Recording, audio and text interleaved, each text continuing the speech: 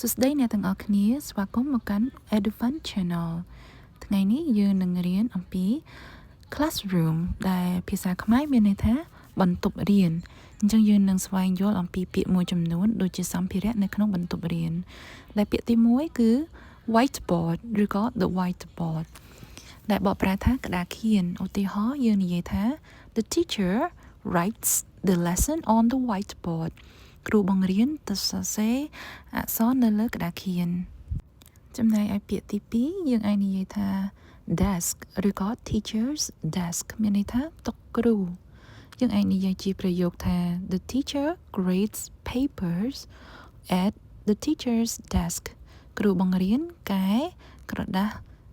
នៅឯតុរបស់គាត់រីឯតុសិស្សវិញយើងអាចនិយាយថា student desk ដោយសារតុសិស្សច្រើនយើងអាចនិយាយថា student desk មានន័យថាតុសិស្សយើងអាចនិយាយថា the students sit at their desk to write សិស្សានុសិស្សអង្គុយនៅតុដើម្បីសរសេរពាក្យបន្ទាប់យើងអាចឃើញថា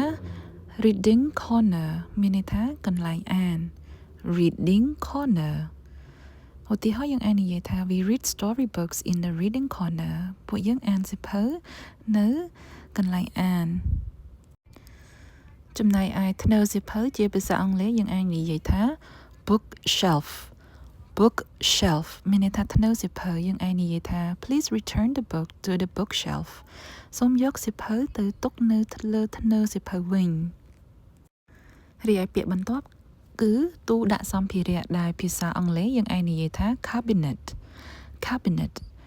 we keep supplies in the storage cabinet ពួកយើងទុកសម្ភារៈសិក្សានៅក្នុងទូដាក់សម្ភារៈរីឯក្តារព័ត៌មានឬក៏ notice board ជាក្តារដែលយើងអាចដាក់ព័ត៌មានផ្សេងឧទាហរណ៍យើងអាចនិយាយថា the class schedule is posted on the notice board កាលវិភាគសិក្សាគឺត្រូវបានគេដាក់ឲ្យមើលនៅលើក្តារព័ត៌មានចំណែកឯធុងសំរាមជាភាសាអង់គ្លេសយើងអាចនិយាយថា trash bin អញ្ចឹង trash មានន័យថាសំរាម bin មានន័យថាធុងអញ្ចឹងធុងសំរាមគេអានថា trash bin បើនិយាយជាប្រយោគវិញយើងអាចនិយាយថា throw the paper trash into the trash bin ចូលបោះចោលកាកសំណល់ឧទាហរណ៍ថាក្រដាសចូលទៅក្នុងធុងសំរាមThank you and see you in the next video អរគុណចំពោះការតាមដានជួបគ្នានៅវីដេអូក្រោយសូមជួយ like និង subscribe